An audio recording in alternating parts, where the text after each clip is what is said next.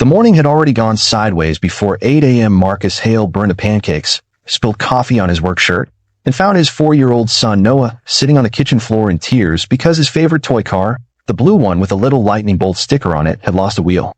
It was a Tuesday. It felt like the world's longest Monday.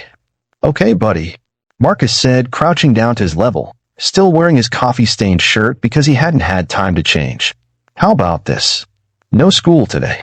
We go to that cafe you like, the one with the wooden tables and the hot chocolate." Noah looked up at him through wet lashes. "The one with the big window?" "The one with the big window," he confirmed. He wiped his nose with his sleeve, considered it seriously the way only a 4-year-old can, and then nodded like he was approving a business deal. 15 minutes later, they were walking through the door of Briar and Bloom Café on the corner of Maple and Fifth, the kind of neighborhood spot with mismatched chairs, shelves of dog-eared books, and windows that let in enough morning light to make everything feel warmer than it actually was. Marcus settled Noah into a chair by the window, ordered him a hot chocolate with extra marshmallows, and got himself a black coffee, the strongest one on the menu. He stirred Noah's drink carefully, making sure it wasn't too hot, watching his little face light up at the marshmallows floating on top. He didn't notice the woman at the table behind them, not at first. Her name was Sarah Connell. She was sitting with her chin resting in her hand, staring into a cappuccino she hadn't touched in 20 minutes. She'd been in town for exactly 3 days, back in Millbrook for the first time in 6 years, packing up her late mother's house, signing papers, saying quiet goodbyes to a chapter of her life she hadn't fully processed yet. She hadn't planned to come to Briar and Bloom. She just ended up here the way people end up in places that meant something to them once, automatically, like muscle memory. She was tired, not the kind of tired that sleep fixes, the other kind. And then she heard him. "Easy, buddy. Careful, it's still hot." The voice hit her like a stone dropped into still water. She turned slowly. Marcus had his back to her, hunched forward over the table, gently wrapping both hands around the mug to test the temperature before sliding it back to his son. The little boy, dark curly hair, tiny striped shirt, was watching him with total trust, like he was the most reliable thing in his world. Sarah felt her breath catch. She recognized the slope of his shoulders, the way he tilted his head slightly to the left when he was focused on something. The small scar on the back of his right hand from the summer they were 19. He tried to teach her how to skip rocks at the lake and ended up cutting himself on a sharp stone instead. Marcus. 6 years. She had spent 6 years building a life in Portland, a career in landscape architecture, a clean apartment, a version of herself that didn't ache every time she drove past a cafe that looked like this one. She hadn't expected him to look the same, soft or maybe older around the eyes, but still entirely, unmistakably him. She should have looked away, picked up her cup, stared at her phone, done anything other than what she did, which was keep watching. Noah spotted her first. Kids always do. "Daddy," he whispered loudly, tugging Marcus's sleeve and pointing with zero subtlety at the woman 2 tables over. "That lady is looking at us." Marcus turned. The moment their eyes met, something shifted in the air, quiet and sudden, like the second before lightning. "Sarah?" Her name came out of him like something he hadn't meant to say out loud.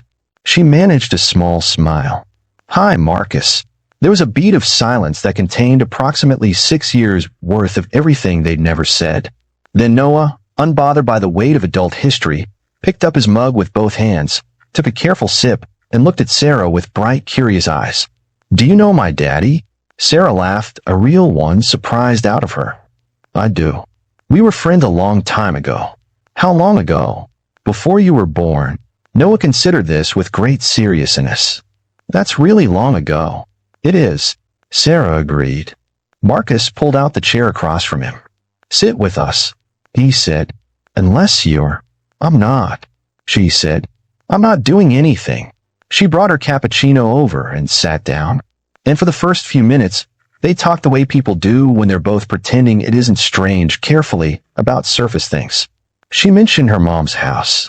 He mentioned the cafe, how Noah had been having a rough morning, how Tuesdays had a way of hitting harder than they should. His mom, Sarah asked, quietly enough that Noah, now deeply occupied with arranging marshmallows by size, didn't hear. Marcus shook his head, just once. The answer was in the stillness that followed, and Sarah didn't push. "He looks exactly like you," Sarah said instead. "Everyone says that."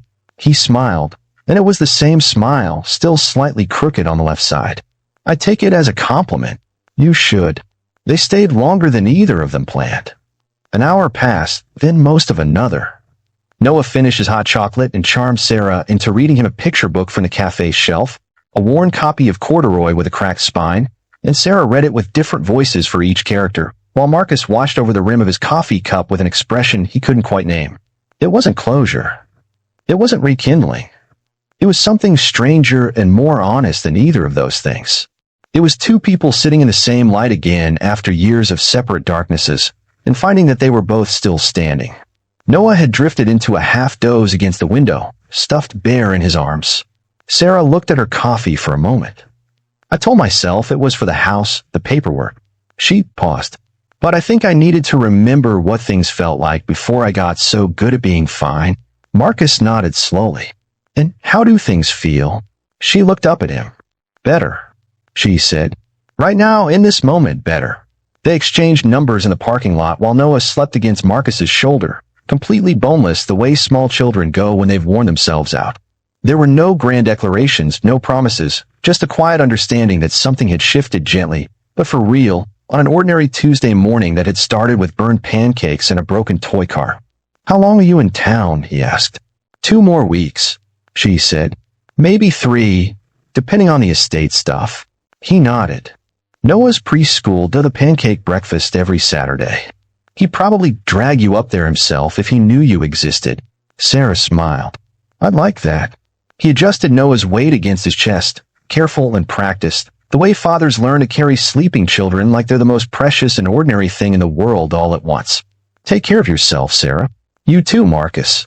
She drove back to her mother's house through quiet streets, past the lake where they used to skip rocks, past every corner that held a ghost of the people they used to be. But for the first time in 3 days, she wasn't thinking about everything she'd lost.